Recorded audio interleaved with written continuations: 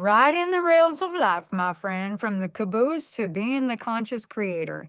One of my favorite things living out here in Marzetta and having my business on the lake is there is an epic train that comes swimming by every so often. It is loud, but I want to talk about how we can compare your journey to this analogy about the train. So listen up, my friends. This is a super fun one. So I want to ask if you are passively riding and feeling lost, being and kind of feeling like you're being dragged along right now. Or do you feel just super weighed down in the baggage car and burdened by unresolved beliefs, traumas from your childhood? It's all real. And the key then is to move towards the engine, becoming the conductor of our life. Makes sense. So, one is to tap into and light up this metaphor as not only a good analogy, but encouragement. So, the caboose, my friend, represents a state of feeling loss, powerlessness. You're focused on the past. This perspective is dragging you along, and you're seeing the consequences, looking in the back of all your life choices. Where the baggage, my friend, symbolizes all the accumulated history. It's the beliefs, it's the traumas, it's the things that weigh us down. So when we're moving towards the engine, that signifies that we're consciously taking control of our life. We're consciously choosing to heal. We're making that journey forward into the future possibilities. So how do you measure your thoughts? How do they contribute to this unseen power of the engine and what you're feeling your train? So the culmination of your thoughts, your interpretations, all of this is fundamental in the unseen power that you hold.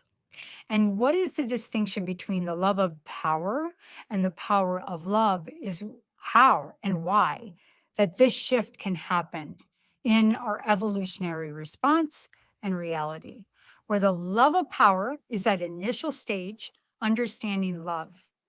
It's focused on possession, control, status, and you feel like you're loving something or loving someone, but it is a control mechanism. Where the power of love, my friend, on the other hand, is profound. It is this authenticity of love, characterized by compassion, understanding, not judging others, not judging yourself. So the shift towards the power of love is seen as this evolutionary response right now that will be recognized by few, but is being recognized by many very quickly in the form of power over, power under, power with, and power within. In my opinion, we are at the threshold at this moment in society that it is so crucial to navigate these complex challenges by realizing our full potential and the power of love. And it starts with loving oneself first. All other aspects and premises of relationships, of letting go of ego, and also letting go of certain passengers in your rail car, certain relationships.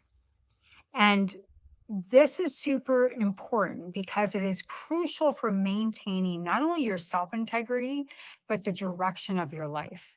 If you have all this baggage, relationships, unresolved issues would often come in also relationships that you hold in your life right now. That is also hanging in to caboose, making you look backwards on your past history. You can't move forward if relationships are not equivalent to what you want to be aligned in your life. So the ultimate goal is to become fully conscious, connected, and empowered as a creator of your own experience. And that means walking towards the engine, moving towards a non-reactive state in the caboose, looking backwards, but really cultivating a way of living and understanding the true power of our thoughts, love, and choices are all back into the space and frequency and intuition that will light up in your life when you no longer negotiate your power that is depleting your energy and you move into the power of love. That starts with self. Pretty awesome metaphor, right? All my love, all my light.